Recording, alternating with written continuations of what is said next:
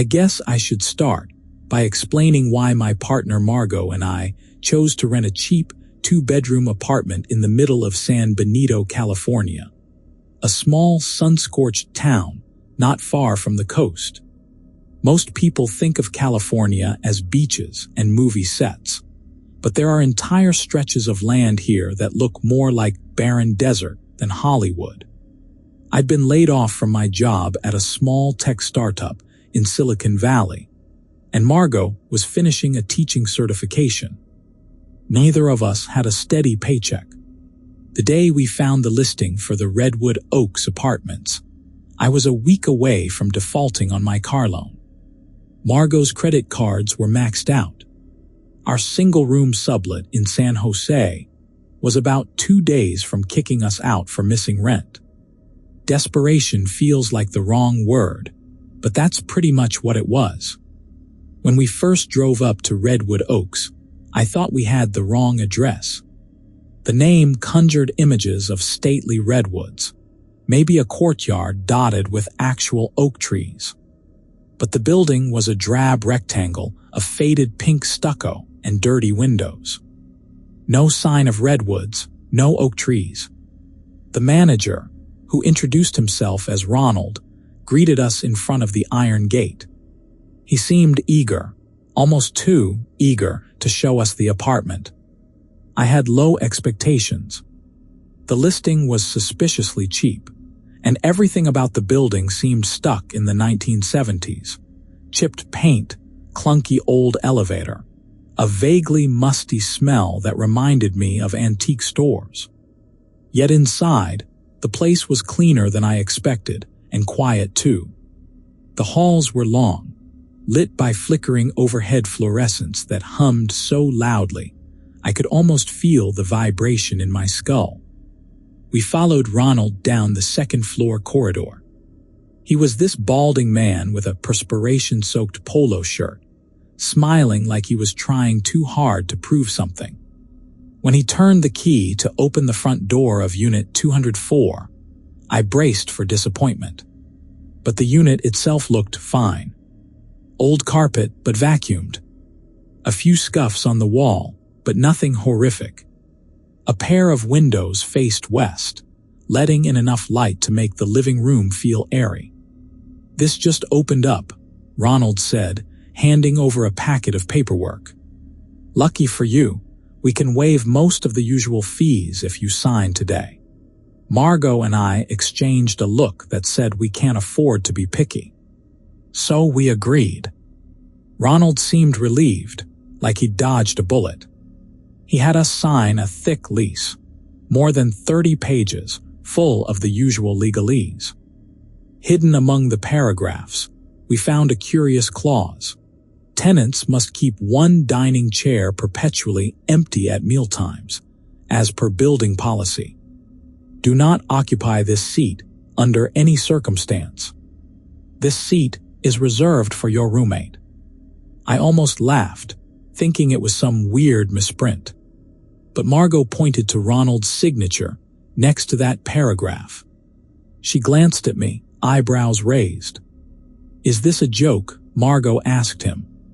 Ronald's eyes flicked down. "No, ma'am. It's one of the building's older rules. You'll see a lot of unusual language in these docs, but the management insists on them. Just keep one chair empty. It's simple, isn't it?" His voice quivered. I'd heard of strange homeowners associations and bizarre Californian building regulations, but a mandatory empty seat. It was insane, but we needed a place to live. We initialed the page. We got the keys. Before Ronald left, he paused. Looked like he wanted to say something but changed his mind. "Just read the rules," he said finally. "The building has quirks." We shrugged it off, thinking it couldn't be that big a deal. A chair left empty at dinner. Fine. If it meant we had a roof over our heads, we'd do it. Only later did we realize the lease contained more than the usual disclaimers about rent and damages. It had entire sections titled mirrors and their maintenance, elevator conduct protocols, and restricted areas, levels unmarked. We skimmed them, tossed them aside. We'd learn soon enough. That first day, we hauled our boxes up in the antiquated elevator. It had a battered metal interior and a row of large, circular floor buttons that lit up with a weird bluish glow. The panel read, B 1, 2, 3, 4, 5, 6, 7, but one of the buttons, just beneath the B, flickered. It was labeled 0 in peeling white lettering. I pressed it out of curiosity, but it didn't respond. Ronald had mentioned something about the basement being used for storage. Maybe that was it. The building was old. Some older buildings had weird elevator panels, so I brushed it off. We spent the afternoon unpacking, setting up the living room with our second-hand couch, arranging mismatched plates in the tiny kitchen cabinet, and pinning up pictures to pretend everything was normal. We decided to celebrate our first night with a simple dinner. Margot picked up takeout from a local Thai place, and we set the table. We only had 3 chairs anyway, so it wasn't hard to leave one seat empty. But we're halfway through our meal when a shuffling sound made us both freeze. It came from the hallway leading to the bedroom, like bare feet brushing against the carpet. My heart pounded, and I shot Margot a look. Did you hear that too? She nodded as C stood, plates in hand, quietly tiptoeing toward the sound. But the hallway was empty. The bedroom door was open, revealing just our partially unpacked boxes. We chalked it up to nerves, new place, unfamiliar acoustics. But when we returned to the dining table, I noticed the unused plate now had a smudge of curry sauce along the rim, and a spoon had shifted a few inches to the left, as if someone had tried a bite before deciding they didn't like the taste. Margot's face turned pale. Did you do that? I shook my head. Of course not. We both stared at the plate in silence. The building's rule about leaving a seat empty flashed in my mind. Could someone have sneaked in? That seemed impossible. The door was locked. I checked the windows, secured from the inside. No sign of forced entry. We told ourselves we were simply exhausted. Margot looked uncertain but forced a smile. Let's just call it a night, but I barely slept. Every time I closed my eyes, I imagined I heard footsteps in the living room or the rustle of silverware. Morning arrived, bright and unassuming. The leftover takeout sat in the fridge, untouched. Still, the spoon that had mysteriously shifted at dinner was now in the sink, dirty enough to need washing. We tried to laugh it off, but an uneasiness settled into the apartment. Whenever we cooked, we'd hear a faint tapping or scuffing in the next room. We'd come back to the table and find the second set of utensils had a trace of sauce or soup, as though someone else had eaten. It happened so often that we took the official lease rule seriously. Always leave one seat open. After all, if we didn't set a place for the roommate, the entire meal felt wrong. Sometimes the seat would scrape against the floor, as if it had been pulled closer. When we weren't looking, the fork might vanish, only to be found later under the table, sticky with food residue. I started calling this presence the invisible roommate. Margot insisted we keep everything calm, act like it wasn't happening. But I saw how her hands trembled whenever she set down that extra plate. We told ourselves it was just a weird quirk, and as long as we followed the rule, there'd be no problem. We didn't know how wrong we were. A couple of weeks into our lease, we ran into a neighbor named Darla in the laundry room. She was short, maybe in her late 50s, with hair dyed a bright shade of crimson. She offered us a warm smile, though her eyes carried a burden of worry. "You must be the new folks in 204," she said, handing Margot a laundry basket. "I've been here 6 years. We mentioned the weird dinner seat thing." Darla only nodded. "We all got that rule, dear. It's just how Redwood Oaks is." "You too, be careful." "Be careful of what?" I asked. She hesitated, then lowered her voice. "Some rules aren't written down, but we all follow them. One I'll share. Never leave your mirrors uncovered between midnight and 3 a.m. I blinked, confused. Why would we do that? Her response was, "Because if you don't keep them covered, they watch you." She said it with such conviction that it sent chills racing up my arms. It started a few years back, maybe earlier. The old-timers insist Redwood Oaks used to be a hotel, or maybe a sanatorium. I'm not sure, but they say, if you look in a mirror at certain hours, it's not you looking back, it's something else. Margot tried to laugh it off, but I could tell she was unsettled. Darla must have seen our unease. She patted my shoulder gently. "Just put towels or sheets over them, you'll be fine." Sure enough, the lease had a clause about covering reflective surfaces in designated nighttime windows. We'd read it, but hadn't paid attention. It sounded archaic, like leftover superstition. But in Redwood Oaks, superstition was currency. Everyone believed, or at least pretended they did, in unspoken horrors lurking behind mundane habits. We decided to follow the mirror rule, to humor Darla. It wasn't a big effort. We had only one mirror in the bathroom and a small vanity mirror in the bedroom. Every night before midnight, we draped towels over them. For a while, it was enough. Nothing overtly horrifying occurred. The footsteps in the hallway continued, and the second set of utensils kept getting dirty, but we were adjusting. Then one night, I got stuck in the bathroom past midnight. Food poisoning from a questionable taco truck. I was hunched over the toilet, shivering, oblivious to the time. By the time I finished washing my face, it was 12:20 a.m.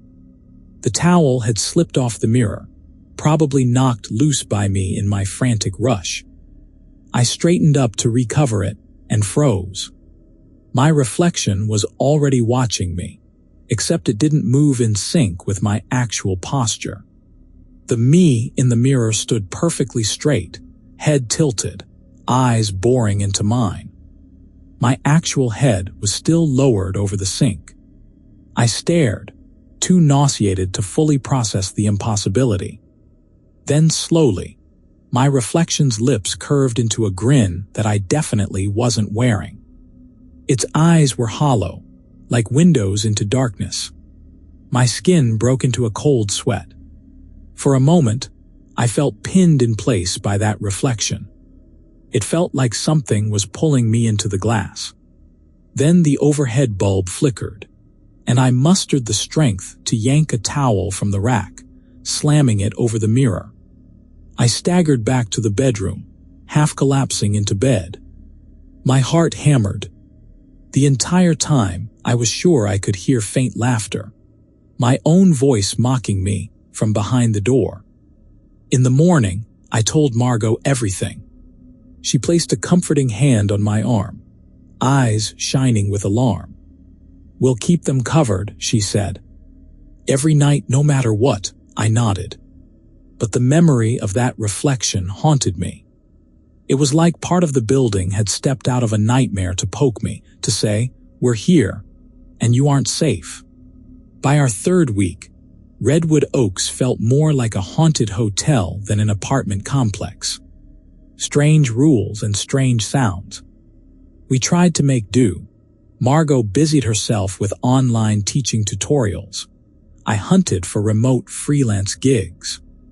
Our finances were still dire, but at least we had an affordable place to exist. That was also when I noticed the elevator's floor indicators occasionally blinked 2 floors at once.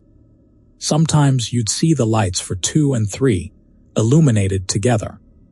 Or you'd see 4, 5 flicker, then 4 again. I figured it was an electrical glitch. But one evening, returning from a quick grocery run, I stepped inside the elevator alone. The panel was flickering like a dying candle. 2, 3, 4 lit up in random patterns. Then a new number appeared where the 6 button was. It looked like someone had taped a small slip of paper that read F in red ink, right over the regular button. F for forgotten floor, maybe. I recalled rumors from older buildings about hidden floors, or the 13th floor superstition. My finger hovered over it. Ronald hadn't mentioned anything about a hidden floor. The lease did reference restricted levels, but never specified. The overhead light dimmed momentarily. A sensation like static electricity prickled along my arms. I pressed 2, which was our floor, and then waited. The elevator jerked, then rose. But the doors slid open too soon, depositing me onto a corridor I didn't recognize. The air smelled stale, like old cardboard and mold. The carpet was discolored, a deep maroon that looked rotted in some spots. Dim emergency lights lined the walls, but no overhead fluorescent lights were on. It felt deserted, like a part of the building that had been sealed off. A sign on the nearest door read 401, but the door across the hall read 139, and another further down read 220. The numbering made no sense. Heart pounding, I stepped back into the elevator. Only now the elevator car itself was gone. I was standing in an empty shaft, but not a dark hole. Instead, the open space behind me looked like a flickering mirror image of the corridor. I can't explain the terror that overtook me. My mind kept screaming, "This isn't real. This is not happening." I staggered forward, away from that gaping emptiness. The corridor extended into shadows. Each step I took caused a faint echo, like I was walking through a place that existed only half in our world. That's when I heard a whisper, "Leave." A door down the hall opened a crack, revealing pale, bony fingers wrapped around its edge. Something or someone peered out. Their eye, only one visible, glinted in the gloom. They repeated in a hushed tone, "Leave now. You don't belong here after dark." I didn't need to be told twice. I spun around, desperate to find the elevator again. The corridor behind me twisted somehow. Doors changed position. Signs flickered. Yet, after a frantic search, I found the elevator opening reappear, like a trick of perspective. This time the car was there, doors open. I stumbled in, pounded the 2 button repeatedly, praying it would respond. When the doors closed and the car lurched downward, a jolt slammed my stomach into my throat, like we were dropping at twice normal speed. Then the elevator dinged softly, and the doors opened to the second-floor corridor I recognized. Same flickering fluorescent lights, same peeling wallpaper. I nearly crawled out, groceries forgotten on the floor of the elevator. My body shook with a deep, instinctual fear. The second-floor hallway was empty, quiet as usual. When I turned back to check the elevator, the slip of paper labeled F was gone. The normal panel was back, showing floors 1 through 7, plus B for basement. I told Margot everything, voice trembling. She believed me, but that only made it worse. She never once said, "You're imagining things," because in Redwood Oaks, illusions and reality were equally possible. She pointed out the lease's mention of the forgotten floor, a line we'd overlooked before. It read, "Do not attempt to access restricted levels after sundown. Any floors that appear out of the normal building alignment are strictly off-limits for tenant use." We added that to our mental do not do list, don't trust the elevator if it flickers. If the lights messed up, we'd take the stairs. That was safer, probably. 2 days later, I learned Redwood Oaks had another unwritten rule about the elevator. If you ever see the elevator attendant, politely decline their offer. At first, I thought it was some urban legend. But on a late Tuesday afternoon, Margot wanted me to pick up some tape and shipping labels from the local store. She was planning to mail out teacher CVs, and it was around 5 p.m., not yet dark. So I thought I'd be fine riding the elevator to the lobby. But the second I stepped inside, I noticed something was off. The overhead light was dimmer than usual, casting a bluish tint over everything. The doors slid shut, and I nearly dropped my phone. Standing in the back corner of the elevator was a figure, a tall man wearing a neat, old-fashioned uniform, something like a 1930s bellhop. He clutched a small brass lever. His face was strangely featureless in the gloom, except for an impossibly wide grin. He tipped his cap. "Are you going down?" he said in a voice that sounded like it echoed from a long tunnel. I didn't reply. My mouth was dry as I jabbed the one button. The elevator didn't move. Perhaps, the attendant continued, you'd prefer floor 0. A new route, a new perspective. He gestured at a dial above his head, where the number 0 was painted in flaking gold. My mind replayed everything I'd heard around Redwood Oaks. Never accept the invitation to floor 0. You won't come back the same or at all. No, I managed, forcing myself to stay polite. No thank you. He bowed. Then I'll take you to the lobby. Have a pleasant evening. He pulled the lever. The elevator shook. My heart hammered like a desperate fist on a locked door. When it finally opened at the lobby, the attendant was gone. The overhead light was back to normal brightness. I fled the elevator, exhaling in relief. I nearly tripped over Miss Garcia, an older resident, who was entering the building with her grocery cart. She took one look at my ashen face and nodded solemnly. You saw him, didn't you? She asked in Spanish. My Spanish isn't great, but I understood enough to nod. Miss Garcia patted my hand. You did right, mijo. If you go with him to floor 0, you never come back, or if you do, you're not yourself anymore. I hurried outside, my nerves shot.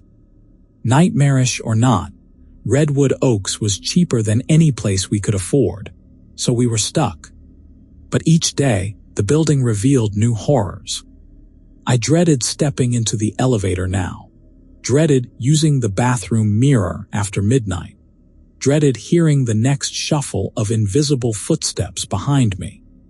Things escalated 2 weeks later. Margot and I were eating dinner quietly, leaving that faithful empty chair for our invisible roommate. The air felt oppressive, like a thunderstorm building on the horizon. We both sensed something was about to happen, but had no name for the feeling. A frantic pounding on our door startled us. It was Darla. She was disheveled, her dyed crimson hair sticking to her forehead with sweat. I need help, she said, breathless. My friend Wayne, I think he's dead. Margot and I rushed after her to the 3rd floor where Wayne's unit was. We found Wayne collapsed in front of a large mirror in his living room, the sheet that had covered it lying on the floor. Blood trickled from his nose and eyes, and his expression was frozen in sheer terror. The mirror was shattered from the inside, cracks spiderwebbing outward like something had struck it from within. Darla sobbed, pressing Wayne's wrist, searching for a pulse, but it was no use. The paramedics came. They took one look at the scene and shook their heads. The official cause, we learned later, was a blood clot in his brain. But everyone in Redwood Oaks suspected the truth. Wayne had broken the midnight mirror rule. In the hallway, I heard whispers from other tenants. One older man muttered. He looked at it, saw too much, and it killed him. That night, Margot and I covered not just the mirrors but every reflective surface, even the microwave door. We lay awake, listening to distant cries echo through the vents. Sorrow weighed down the building. Redwood Oaks was claiming victims, and we were all just hoping not to be next. After Wayne's death, management circulated a memo reminding tenants to follow building rules.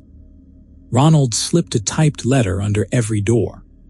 It was formal, referencing clauses of the lease, re-emphasizing the regulations regarding reflective surfaces, the invisible occupant policy, and caution regarding unlisted floors. No mention of the spectral attendant, of course. That was probably too bizarre, even for Redwood Oaks to codify in black and white. Margot and I had grown suspicious of Ronald. Why was he so desperate to keep tenants here, to enforce these rules that defied normal logic? Late one night, Margot found something in the lease addendum that we hadn't noticed. A line stating management is not liable for any occupant who disappears on premises or transitions to an unlisted floor. Tenants assume full risk. It made me wonder how many tenants had vanished over the years, and how many times Redwood Oaks had been quietly collecting these souls, or whatever they were. Then something happened that caught me off guard.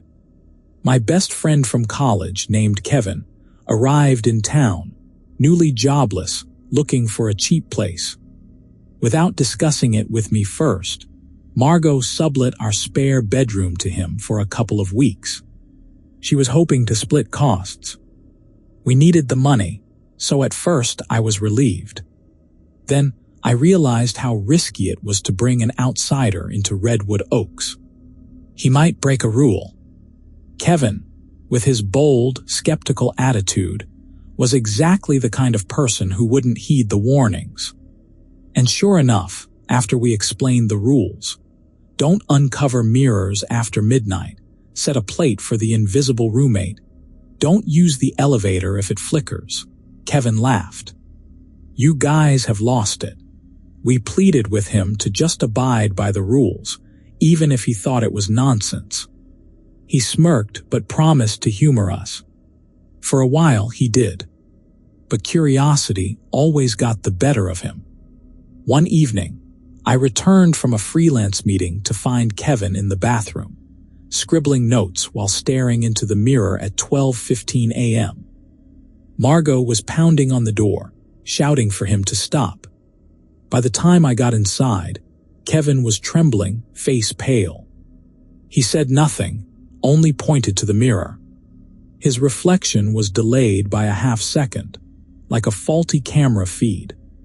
If Kevin tilted his head, his reflection followed just a fraction of a beat too late. He tried to grin, maybe to appear tough, but his reflection's grin lasted a moment longer before melting back into neutrality. Get out immediately, I snapped, dragging him away. We covered the mirror instantly.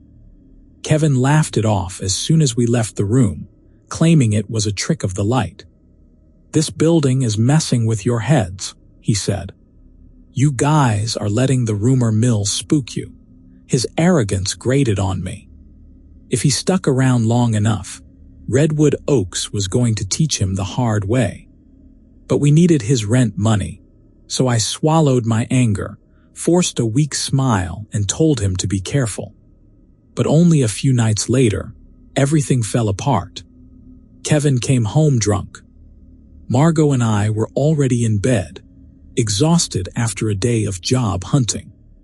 He stumbled through the living room, knocking over a lamp, cursing up a storm. Then we heard a crash near the kitchen. We raced out to find the table partially overturned, the extra chair, the invisible roommate's chair, shoved aside. A plate was shattered on the floor. Kevin was swearing about, No imaginary seat needed. My stomach sank. He'd broken the cardinal rule about keeping that seat empty. Then the footsteps started. Heavy, methodical steps paced around the living room, but there was nobody there. The overhead light flickered. Kevin spun around, eyes wide, but still tried to act like he wasn't scared. "Come out, you coward," he yelled at empty air. A loud crack sounded, like splitting wood. The chair's backrest snapped in half, though no one had touched it. I grabbed Margot's arm, inching her backward. Kevin stepped forward, as if challenging the presence, but something invisible shoved him down. He landed hard, letting out a pained grunt. The entire building felt electric, like it was breathing. From the corner of my eye, I saw a shape flicker, a vague outline of a person, impossible to discern clearly, standing where the empty chair had been. But moments later, it vanished. Margot shouted at Kevin, "You believe us now?" Kevin just stared, dazed and sobering up fast. He nodded, eyes brimming with fear. But the presence wasn't done. The overhead light died completely, plunging us into darkness.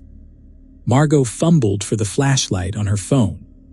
The moment we had a beam of light, we saw footprints forming in the carpet, moving away from us toward the front door. The door slammed open on its own. A gust of stale, cold air blew in. Then everything went still.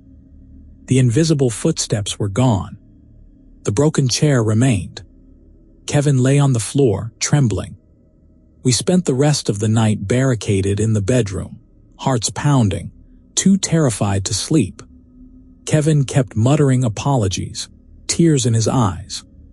"I'm sorry, I didn't know." By dawn, that sense of dreadful tension had lifted. The hallway outside looked normal again. But the rule was broken, and Redwood Oaks rarely forgives such intruders. Sure enough, that same afternoon, Kevin disappeared. It happened in broad daylight. He left the apartment to buy groceries or something. I heard the elevator ding. Then there was only silence. He never came back. We called his cell repeatedly, no answer. Margot and I searched every floor, asked neighbors, even pounded on Ronald's office door, demanding answers. Ronald shrugged helplessly. I saw him get on the elevator. After that, I don't know. The security cameras in Redwood Oaks are apparently under repair. We threatened to call the police and Ronald only said, "You can." But this building is old. People come and go. Maybe he skipped town. It was the same routine hush that weighed over Wayne's death. Late that night, as we sat in the apartment, consumed by guilt and dread, the elevator in the hallway dinged softly. Margot and I exchanged a glance. Maybe he has returned. We rushed out to find the elevator doors open on our floor. Inside stood the spectral attendant in his old-fashioned uniform, smiling. In his gloved hand, he held a single key. It was Kevin's keychain. He tipped his cap politely to us. Then the doors slid shut, and the elevator descended. We pressed the call button over and over, but it wouldn't come back. Kevin was gone. The building had claimed him, and we had to live with that betrayal. Our desperation for extra rent had condemned my friend to vanish into Redwood Oaks' hidden corridors. After Kevin's disappearance, Margot and I were on edge constantly. She felt guilty for letting him move in. I felt guilt gnawing at my insides, angry at Redwood Oaks, at Ronald, at the building's cursed existence. Every day, we debated leaving, but we had no money saved. No place to go. Sleep became a fragile thing. Night after night, we lay in bed, listening for phantom footsteps or the echo of elevator doors opening at odd hours. Once, we glimpsed ourselves in a mirror at 2 a.m. We'd forgotten to cover it after an argument, and the reflection was replaced by two silhouettes with empty faces. We tossed a sheet over it as quickly as we could. Then we lay awake until dawn, hearts pounding. It was around this time that Margot said she saw Kevin's face appear in the bathroom mirror, a fleeting reflection, like he was calling for help from the other side of the glass.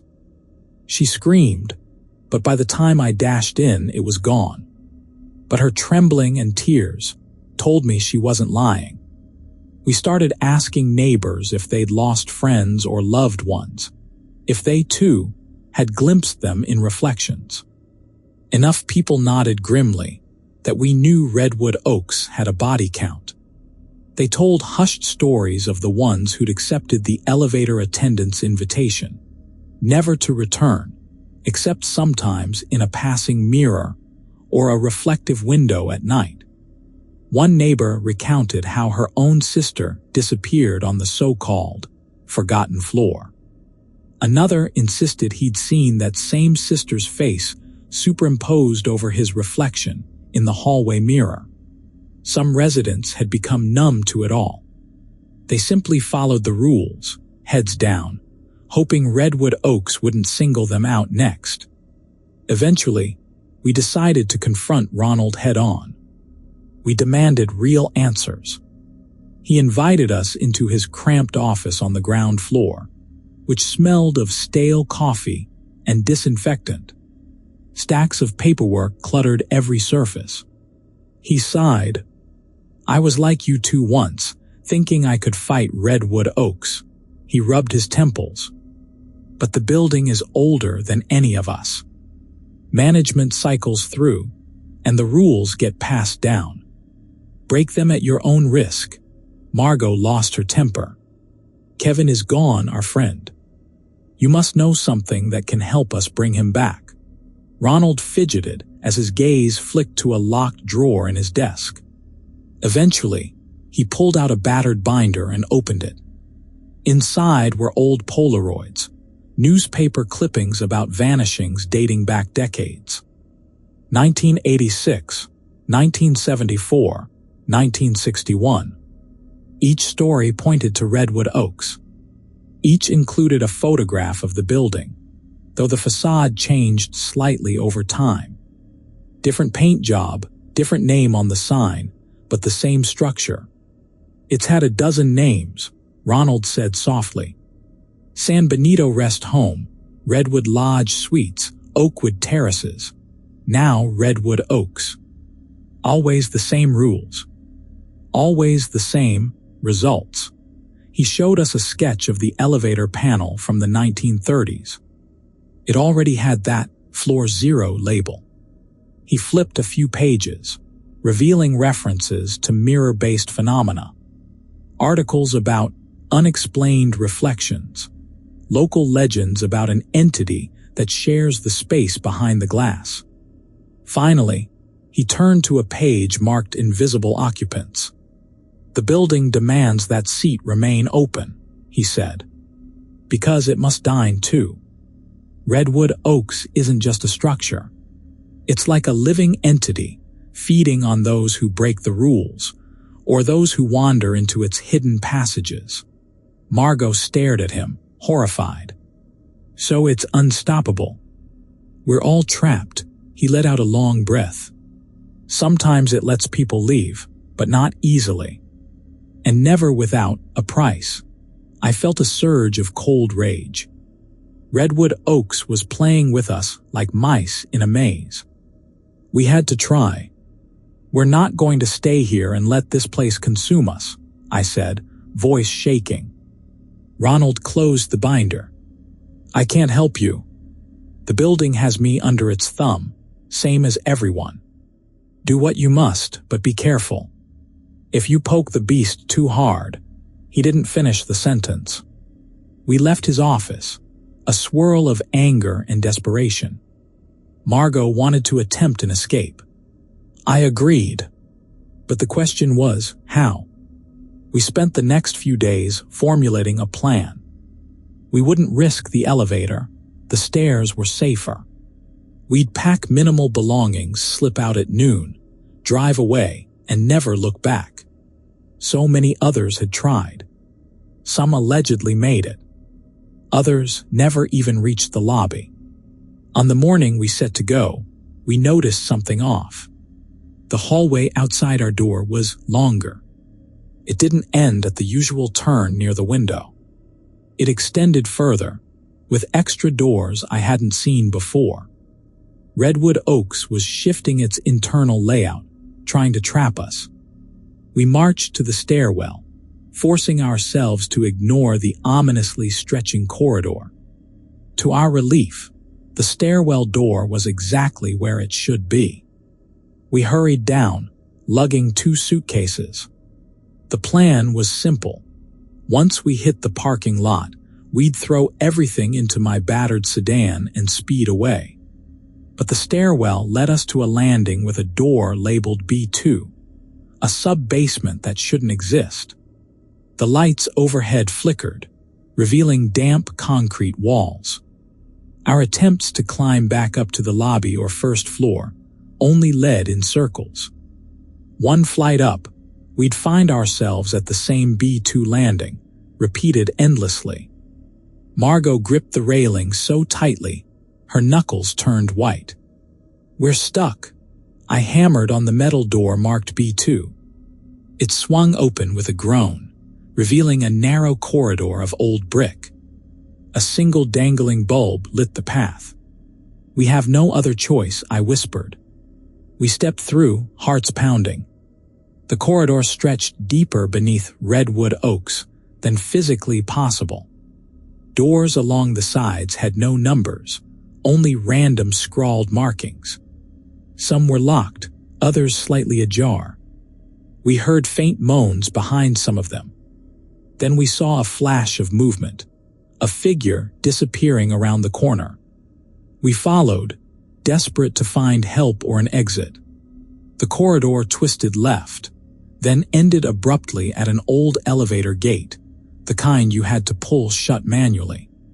We recognized the occupant inside immediately, the spectral elevator attendant. He was standing stiff as a statue, gloved hand on that brass lever. He smiled at us through the metal gate. "Are you going to floor 0? He inquired, voice smooth. My stomach lurched. We had no intention of going anywhere with him. But behind us, the corridor was darkening, as if the walls were closing in.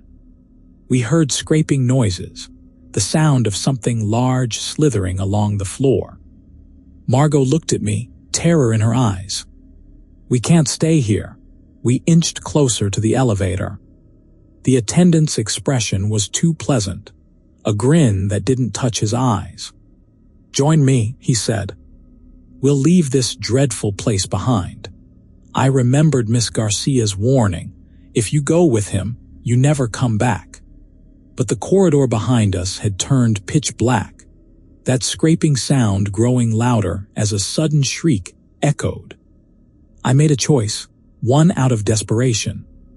"No," I said firmly, "I'm sorry." Margot clutched my arm. The attendant's grin faltered. He tilted his head in curiosity. Then, without another word, the elevator vanished, just blinked out of existence, leaving a blank wall where it had been.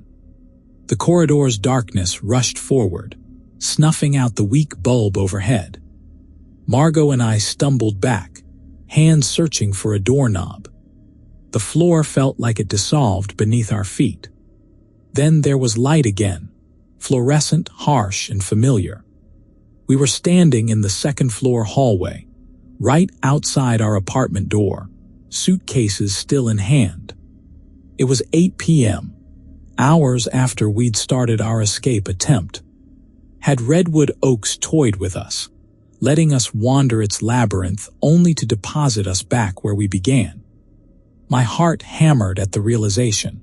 The building wouldn't let us leave. Margot broke down sobbing in the living room. I placed our suitcases against the wall, too exhausted to do anything else. We said nothing for a long time. Finally, I turned on a single lamp, discovered the once broken chair. The invisible roommate's seat was mysteriously repaired like new. I pulled Margot to the couch. We needed to figure out another plan, or we'd lose our minds. That's when we heard a soft knock at the door. Expecting maybe Darla or Miss Garcia, I opened it. Instead, I saw Kevin. He looked so different. His skin was gaunt, eyes shadowed, hair damp. He was dressed in the same clothes he'd disappeared in, but they were tattered, stained. A silent gasp lodged in my throat. He smiled thinly. "You look like you've seen a ghost," he said, voice raspy. Margot stood behind me, tears of relief starting to form. "Kevin," she whispered. He stepped inside, ignoring the fear in my eyes. "Miss me." He walked straight to the dining table, took the empty seat. "The seat we keep for the invisible roommate." Then he picked up the spoon from the second place setting and started eating out of the leftover soup pot as if he belonged there. I managed to speak, mind spinning. Where were you?" He paused, head tilted, spoon midair. "I was here all along," he said quietly, eyes flicking to the large mirror we kept draped at night. "It's a big building, you know." His voice sounded hollow, as if multiple echoes layered under the surface. Margot reached out to touch him, but something in his gaze made her flinch. "Something is wrong, he's not the same." That phrase from Miss Garcia haunted me. If they come back, they're not themselves. Kevin looked at us both, that thin smile curling into something almost predatory. "Aren't you going to welcome me home?" I swallowed hard. My friend's face was in front of me, but it felt like Redwood Oaks was staring back. "Of course," I managed, forcing a nod. Margot mirrored the gesture, though her hands trembled at her sides. Kevin, this version of him, glanced around the apartment as if surveying territory. Then he tossed his spoon onto the plate and wiped his mouth with the back of his hand. I noticed his fingernails, jagged, slightly blackened at the edges. He spoke again, voice calm. "You should have come with me, you know. It's easier than running." Something flickered in his eyes, light reflecting off them in an unnatural way, like a mirror catching a flash. "We've seen your attempts to leave. Redwood Oaks doesn't appreciate that." The pronoun he used struck me. "Who was we?" Before I could answer, Kevin rose abruptly, stepping closer. His breath smelled faintly of mold and stagnant water. I had to fight the urge to back away. Margot made a choked sound behind me. "Wait," she said. "Kevin, what do you want?" He reached into his pocket, pulling out a small keychain. It was the same one the elevator attendant had shown us, the one Kevin used to carry. He held it out to me. "Your car's in the lot, right? You can try again. If you dare." That grin again, more sinister this time. I didn't move to take the keys. My mind churned, screaming warnings. "Trap, trap, trap." He set the keychain on the table with a pointed click. Then he leaned in, whispering, "The building's hungry. It wants more than an empty seat. It wants—" He tapped my chest with a single finger. "It wants you, both of you." He stepped back, heading for the door. My entire body went cold. The corridor outside flickered, like a bad film reel. Kevin paused in the doorway, turning. "I'll be around," he said, voice echoing strangely. "Don't break any more rules." He vanished into the hallway's shadows.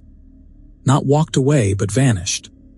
The lights blinked, then returned, revealing only the same drab corridor. Margot grabbed my arm. Her voice shook. "That wasn't Kevin," she said. "Not anymore." I nodded mutely, my thoughts a whirlwind of terror and confusion. Redwood Oaks had returned him, twisted. The building was using our own friend against us. dangling him like bait. We didn't speak for a long time. Outside, a siren wailed faintly on the street. Inside, everything felt hushed, like the apartment itself was holding its breath. The invisible roommate's chair sat at the table, empty once more, waiting for the next meal. Margot finally asked in a trembling whisper, "What do we do now?" I gazed at the keychain Kevin had left. My reflection in the steel ring looked warped, elongated. The house rules were suddenly heavier than ever. Redwood Oaks had proven it could distort, manipulate, and trap us at will. Even if we fled, it might follow. The building wasn't just a place, it was a presence. And it wasn't done with us. I stepped to the window, peering down at the parking lot. My old sedan was still there, but the overhead lamps flickered, and the pavement seemed to shift in and out of focus. A wave of hopelessness hit me. We were so small compared to Redwood Oaks and its labyrinth of nightmares. Then, in the window's faint reflection, I saw a figure standing behind me. It was Kevin, or the thing pretending to be him, grinning. I spun around, but nothing was there.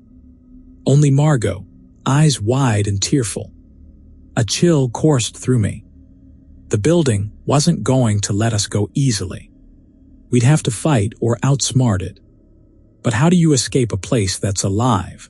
That has its own rules, its own dimension. I gathered Margot in my arms, her heartbeat thudding against my chest. "We'll find a way," I whispered, trying to believe it. She nodded, tears streaking her cheeks, but she held onto me. That's when the lights surged out in a final flicker, plunging the room into darkness.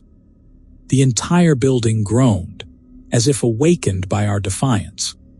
Somewhere in that blackness, I heard Kevin's voice, or Redwood Oaks using his voice, speaking from right behind us. "Remember, the seat at the table isn't the only thing we keep empty." The lamp sputtered back to life.